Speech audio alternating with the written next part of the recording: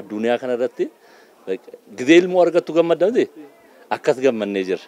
Abbaay amma nam tokkoo fi miti. Amma abbaay muummicha qofaa fi miti.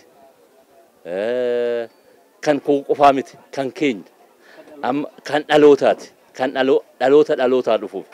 አባይ ያው ምንድነው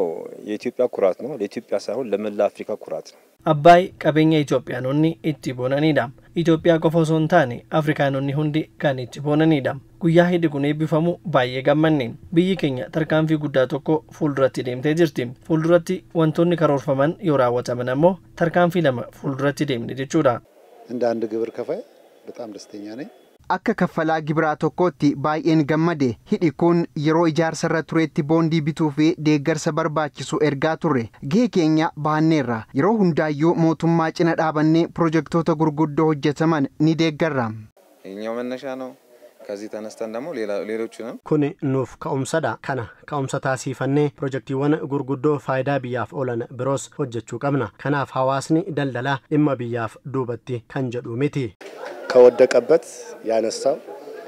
ትልቅ ስራ ስለሰራ ዶክተር አብይ አህመድን hidha kana bakka kufee kaasuun hojii guddaa kan hojjeta ministeera muummee keenya Dr. Abiy Ahmed guddaan galateeffachuu barbaada. Hojiiwwan gurguddoo gara fuula duraatti karoorfamanis akka milkeessan shakkii tokko hin qabu. Fuulduratti ammoo ulaa galaanaa diimaa akka argannu ni eegna akkasumas akka milkoofnu nana mana mootummaa cinaas ni dhaabbanna. Ulaan galaanaa kuni hinaasaanu muummichi keenya naasaanu kanaan dura wanta haasa'ame immoo fiixa baasu gammachuu guddaa nuu ibsani ammallee kana ka maal jennee himnare gammaduu malee ummanni Itoophiyaa isaanii wajjin jira maaliif jette seeti ummanni Itoophiyaa marii bulchiisa akkasii argatee beekaa ለሀገራችን እድገት ልማት የጀርባ አጥንት ሆነን እንቀጥላለን guddina misooma biyya keenyaaf lafee dugdaa taanee itti fufna ummanni yoo duuka hiriire malee mootummaan kophaa isaa homaa hojjechuu hin danda'u jijjiiramni dhufaa jiru immoo ummatumaaf waan ta'eef durattis deeggarsa barbaachisu kamiifuu qophaa'uudha መላ ኢትዮጵያውያን በየትኛውም አመለካከት ውስጥ ብንኖር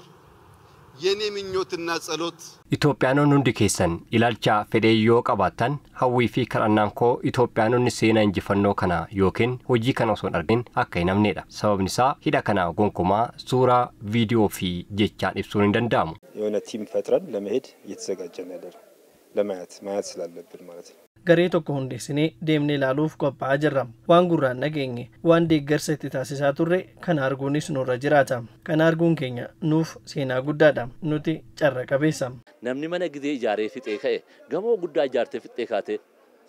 otuun ilaalin hin ciifta hin bulta har'a bor otuun jedhin deemnee ilaalla jennee walitti qindoomnee jirra mana keenya dhannee ilaalla mana keenya ilaaluun immoo dirqama